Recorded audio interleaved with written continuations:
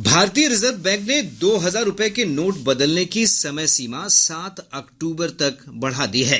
Reserve bank ने एक बयान में बताया कि नोट बदलने की प्रक्रिया कल समाप्त हो गई थी और एक समीक्षा के आधार पर 2000 रुपए के नोट जमा करने या बदलने की वर्तमान व्यवस्था को 7 अक्टूबर तक जारी रखने का निर्णय लिया गया है।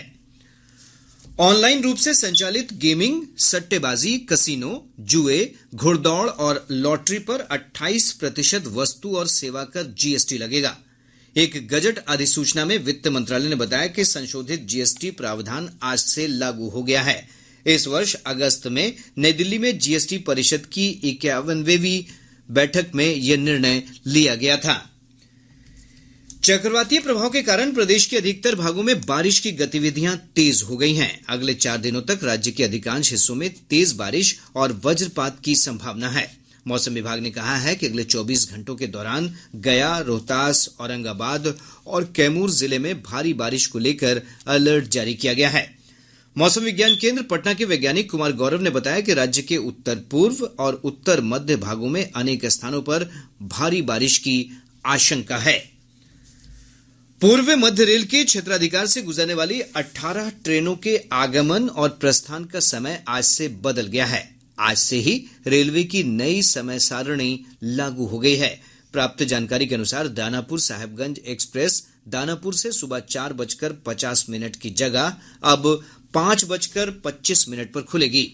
जयनगर हावड़ा एक्सप्रेस जयनगर से अब शाम 7:47 की जगह 6:35 पर खुलेगी। रेलवे की ओर से जारी नई समय सारणी में पटना रांची और पटना हावड़ा वंदे भारत ट्रेन को भी शामिल किया गया है। इधर पटना राजगीर के बीच 3 अक्टूबर से प्रतिदिन एक स्पेशल ट्रेन चलाई जाएगी।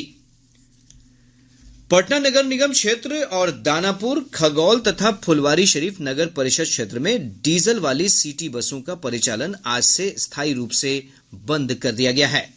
परिवहन विभाग की अधिसूचना के अनुसार जिला परिवहन कार्यालय ने भी डीजल बसों के परिचालन पर रोक लगा दी है।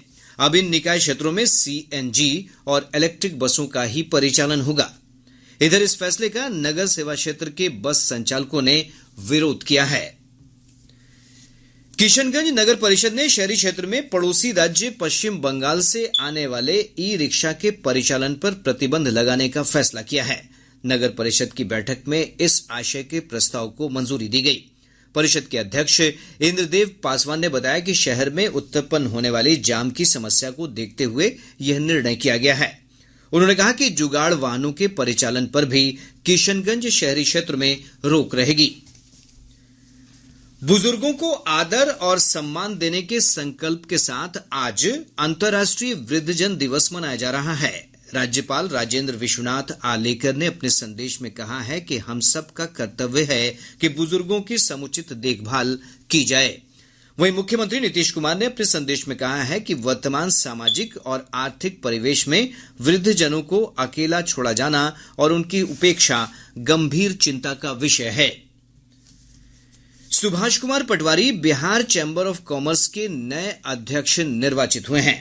पटना में संपन्न चैंबर की वार्षिक आम सभा में आशीष शंकर और प्रदीप कुमार को उपाध्यक्ष, सुबोध कुमार जैन को कोषाध्यक्ष तथा पशुपति नाथ पांडे को महामंत्री निर्वाचित घोषित किया गया।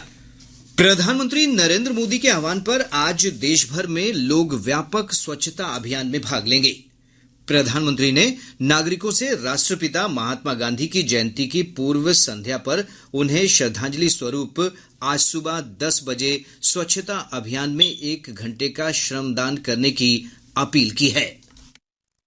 प्रधानमंत्री का 1 तारीख 1 घंटा 1 साथ का आह्वान स्वच्छ भारत के प्रति दुनिया का सबसे बड़ा स्वैच्छिक प्रयास होगा। इस अभियान के तहत शहरी और ग्रामीण क्षेत्र के 6,40,000 से अधिक स्थलों पर श्रमदान किया जाएगा। सार्वजनिक स्थानों जैसे बाजार, रेलवे ट्रैक, जल निकायों, पर्यटक स्थलों, धार्मिक स्थलों और अन्य क्षेत्रों में सफाई गतिविधियों में बड़ी संख्या में लोग भाग लेंगे। वहीं भारतीय सेना, नौसेना और वायुसेना के जवान नागरिकों के साथ मिलकर विभिन्न स्थलों पर सफाई कार्य करेंगे। सफाई स्थलों पर नागरिक अपनी तस्वीरें खींचकर इसे स्वच्छता ही सेवा.com पोर्टल पर अपलोड कर सकते हैं। आनंद कुमार, आकाशवाणी समाचार, दिल्ली।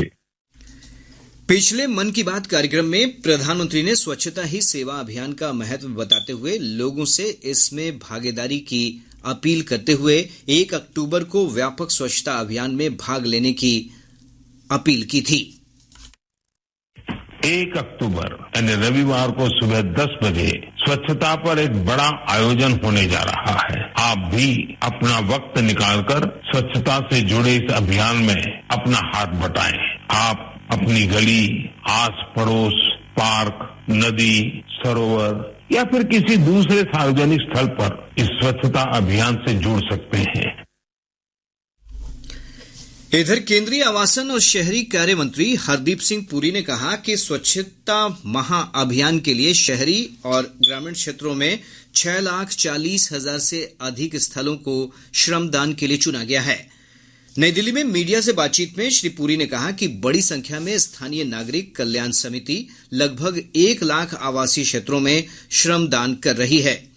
उन्होंने कहा कि ग्रामीण समुदाय पूरे देश में लगभग 35,000 आंगनबाड़ी केंद्रों को गोद लेने के लिए आगे आए हैं। ये जन आंदोलन है, इसमें सरकार तो सिर्फ आपको नागरिकों को, हमारे भाइयों बहनों को आइडिया दे सकती है, पर आपको ये देखिए जब हमारे को कोऑपरेशन मिलेगी, हमारे नागरिक करेंगे तो उनका भी फायदा होगा। इसका वर्ल्ड हेल्थ ऑर्गेनाइजेशन में असेसमेंट की है कि ये जो दुनिया की सबसे बड़ी सैनिटेशन प्रोग्राम है, इससे कितनी सेविंग हुई है। और ज्यादा आप जहां पे रहते हैं अगर जगह को स्वच्छ रखते हैं तो आपके लैंड वैल्यूज भी बढ़ते हैं।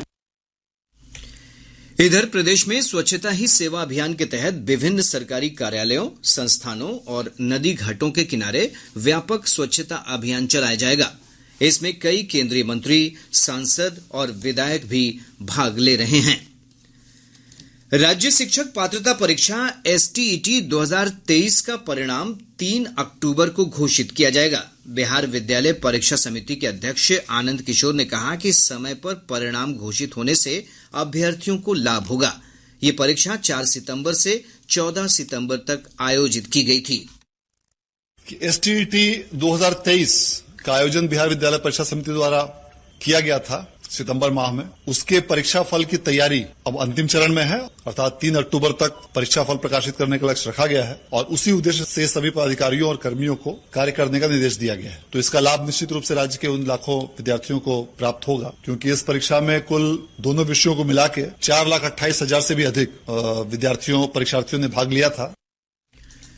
बोर्ड ने एसटीईटी परीक्षा अब वर्ष में 2 बार आयोजित किए जाने की भी घोषणा की है।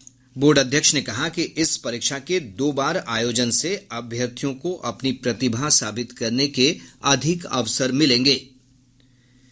केंद्रीय चयन परिषद की ओर से बिहार पुलिस में सिपाही के 21,391 पदों पर बहाली के लिए आज से लिखित परीक्षा का आयोजन किया जा रहा है। परीक्षार्थियों को परीक्षा केंद्र पर 2 घंटे पहले आने के निर्देश दिए गए हैं। परीक्षार्थियों के लिए बायोमेट्रिक हाजिरी और फोटोग्राफी भी सुनिश्चित की गई है। ये परीक्षा 1, 7 और 15 अक्टूबर को होगी। लिखित परीक्षा में 17 लाख से अधिक अभ्यर्थी शामिल होंगे। कदाचार मुक्त परीक्षा के लिए सभी 529 परीक्षा केंद्रों पर मोबाइल जैमर लगाए गए हैं। प्रदेश में नगर विकास और आवास विभाग ने शहरी क्षेत्र के गैर आवासीय भवनों का संपत्ति टैक्स 1.5 से 3 गुना बढ़ा दिया है। विभाग की ओर से अधिसूचना जारी कर इसे तत्काल प्रभाव से लागू कर दिया गया है। ये टैक्स राज्य के सभी नगर निगम, नगर परिषद और नगर पंचायतों में लागू होगा। सबसे ज्यादा शहरी क्षेत्र के शैक्षणिक संस्थान, होटल, हेल्थ क्लब, विवाह हॉल, जिम्नेजियम, क्लब, वाणिज्य कार्यालय, वित्तीय संस्थान, बैंक, बीमा कंपनियों के कार्यालय, निजी अस्पताल और नर्सिंग होम पर टैक्स लागू होगा। विभाग के अनुसार सांस्कृतिक और धार्मिक प्रकृति के स्थल, केंद्र और राज्य की संस्थाओं को प्रॉपर्टी टैक्स में पूर्व की तरह ही छूट रहेगी। राज्य में पिछले 24 घंटों के दौरान 416 डेंगू मरीजों की पहचान हुई है। राज्य स्वास्थ्य समिति के अनुसार प्रदेश में डेंगू मरीजों की संख्या 6,400 से अधिक हो गई है। विभाग के अनुसार सबसे अधिक पटना से 177 नए मामले मिले हैं। वहीं मुंगेर में 37, सारण में 28, भागलपुर में 27 और बेगूसराय में 17 लोगों में डेंगू की पुष्टि हुई है। इस बीच स्वास्थ्य विभाग ने लोगों से डेंगू के लक्षण मिलते ही नजदीकी स्वास्थ्य केंद्र से संपर्क करने की अपील की है। भारत का सौर मिशन आदित्य L1 पृथ्वी के प्रभाव क्षेत्र से सफलतापूर्वक आगे बढ़ गया है और अब वह लैग्रेंज बिंदु L1 की ओर अपना रास्ता बना रहा है, जो पृथ्वी से 15 लाख किलोमीटर दूर है। इसरो ने माइक्रो ब्लॉगिंग साइट X पर बताया है कि अंतरिक्ष यान 110 दिनों के बाद ग्राउंड स्टेशन से L1 के आसपास की कक्षा में स्थापित किया जाएगा। आदित्य L1 प्रभामंडल कक्षा से सूर्य का अध्ययन करने वाली पहली भारतीय अंतरिक्ष आधारित वेधशाला है। 2 सितंबर को भेजा गया यह अंतरिक्ष यान सूर्य के फोटोस्फेयर, क्रोमोस्फेयर और कोरोना का अध्ययन करेगा। इसमें 7 पेलोड स्वदेशी रूप से विकसित किए गए हैं, जिनमें से 5 इसरो द्वारा और 2 भारत में शैक्षणिक संस्थानों द्वारा विकसित किए गए हैं। अब पटना से प्रकाशित प्रमुख समाचार पत्रों की सुर्खियां। आज के सभी समाचार पत्रों ने अलग अलग खबरों को प्रमुखता से प्रकाशित किया है। हिंदुस्तान ने माध्यमिक शिक्षा से जुड़ी खबर को प्रमुखता से प्रकाशित करते हुए लिखा है, बिहार में शिक्षकों की कमी दूर करने को राज्य सरकार का फैसला। माध्यमिक शिक्षक पात्रता परीक्षा साल में 2 बार होगी। दैनिक जागरण की सुर्खी है, पटना में चौथा कृषि रोड मैप 18 अक्टूबर को लॉन्च करेंगी राष्ट्रपति। दैनिक भास्कर का शीर्षक है, 5 राज्यों में चुनाव से पहले केंद्र सरकार का महिलाओं पर फोकस। अखबार लिखता है, महिलाओं को मिलेगा सस्ता कर्ज, नवरात्र में घोषणा संभव। प्रभात खबर लिखता है, मार्च 2024 तक 8,283 किलोमीटर ग्रामीण सड़कों की जाएगी तैयार। आज अखबार ने एशियन गेम्स की खबर को अपनी सुर्खी बनाते हुए लिखा है, भारत ने लगाया पदकों का पंच। भारत 10 स्वर्ण, 14 रजत और 14 कांस्य पदक जीतकर चौथे स्थान पर।